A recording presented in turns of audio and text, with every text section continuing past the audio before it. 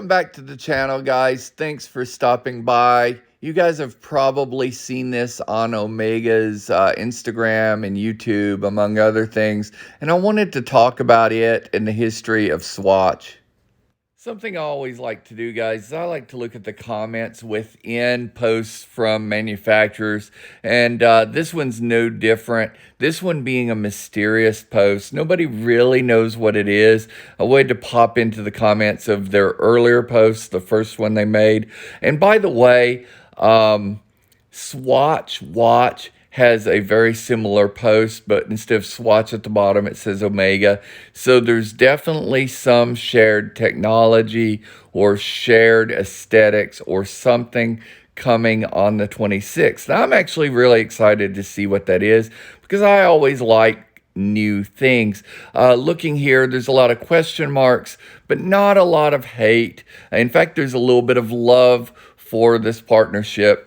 Some people hoping they'll get a plastic Speedmaster, which I quite frankly don't think that's going to happen, at least not on the Swatch end. Now, would they do a different technology? Maybe, but I don't know. On this newer post that I posted earlier, I wanted to take a look at the comments here, and this one, within 5 hours ago, we're starting to see within the love comments, we're starting to see some hate. I actually made a comment saying it was hilarious that we're getting hate when we don't even know what it is yet. One person liked that. I have a feeling a lot of people did not. But a lot of shade saying that Omega is going down market, or they're partnering with themselves, or it's just a collab that nobody wanted, nobody asked for, which, by the way, how many collaborations with watch brands do people really ask for? I mean, you might say, yeah, I always really wanted that, but really, did you? But going down brand, being a product that nobody wants and they're disappointed and they're not going to buy Omega from this point on because they're working with Swatch, which, by the way, is under the same umbrella. And I actually made that point, and some people commented that, yes, it's under the same umbrella, but it's a technology that's cheap and throwaway and no good. And I think they're forgetting the history of Swatch Group and the history of the Swatch Watch, why it was created to begin with, and why it is so important to Omega. Somebody asking if there's going to be a Swatchmaster. I thought that was kind of funny. The big company's pissing me off now. I'm going to stick with this one, which is really funny because they commented another big company that has some crazy marketing in itself. But at any rate, let's look at some history here. First, Nickolas Hayek, extraordinary gentleman, single-handedly, well, maybe not single-handedly, but was one of the main people to save the Swiss watch industry. And yes, I know a few companies like Rolex did not participate, but let's just read this from the internet straight away. In the early 80s, Hayek was sought after to oversee the liquidation of ASUAG and SSIH, two Swiss watchmaking firms that were in turmoil due to the competition from Japan, i.e. quartz watches, i.e. the quartz crisis. So he was hired to literally liquidate the companies. These companies included Omega, as you'll see very soon. He thought that there was a better way. He invested in research and development into automation, into standardizing parts and tooling. Restructuring the companies coincided with the invention of the Swatch watch. The colorful appearance, I'm not going to read the rest of that. We all know what the Swatch watch is, but I will paraphrase what has just been said. These companies said, we're going bankrupt. We can't afford to live anymore. We need to sell off our assets. Let's hire this guy. They hired the guy, and he said, hey, instead of doing that, Let's combine our talents, create a very cool, very colorful quartz watch made in Switzerland to compete with the blandish quartz watches from the Japanese market. We're going to market it differently. We're going to push the color. We're going to push the collabs. We're going to push the fact that it's new, with new technology, with new materials. And we're going to market it to a younger audience that wouldn't buy the more bland pieces.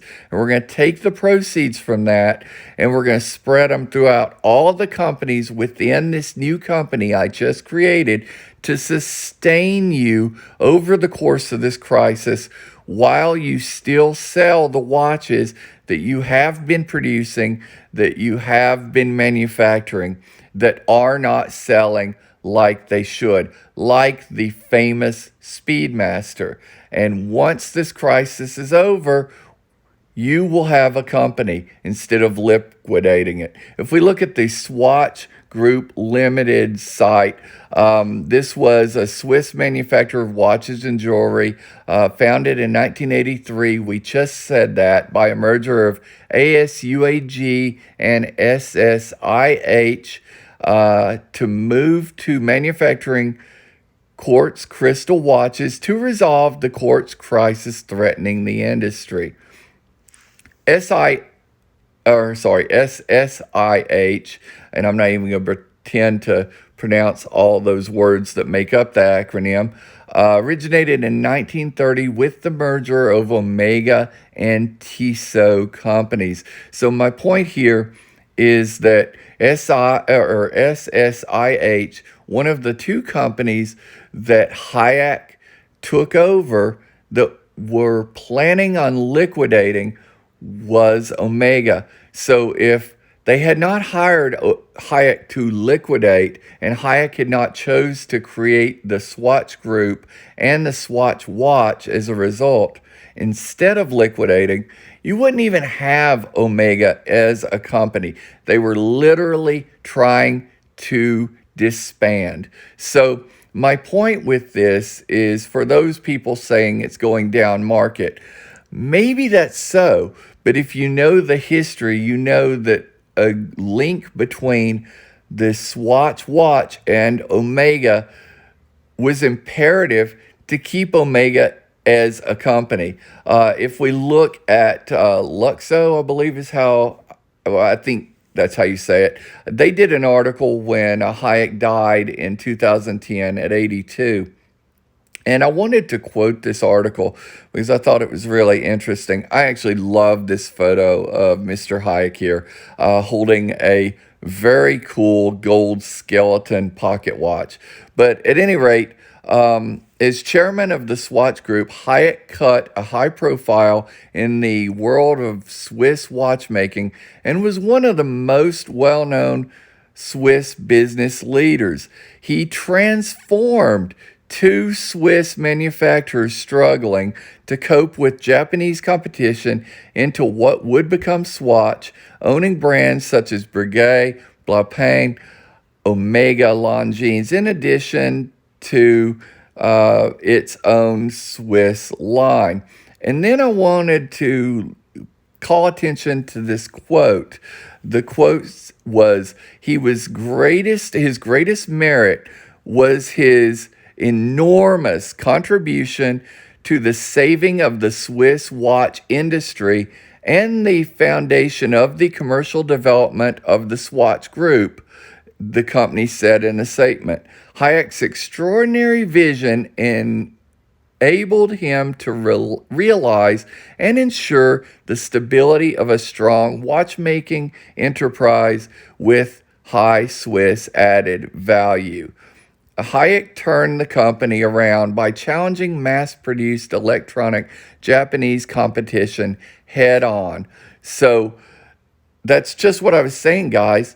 The Swatch watch saved the Swiss watch industry. So I'm anxious to see what this collaboration is. I don't know. I don't have any kind of ideas I'm going to put forth. If you want to tell me what you think it's going to be, let me know in the comments below, and we'll find out on the 26th. Hope you've enjoyed this. Thanks for stopping by till the end, and we'll just see you soon.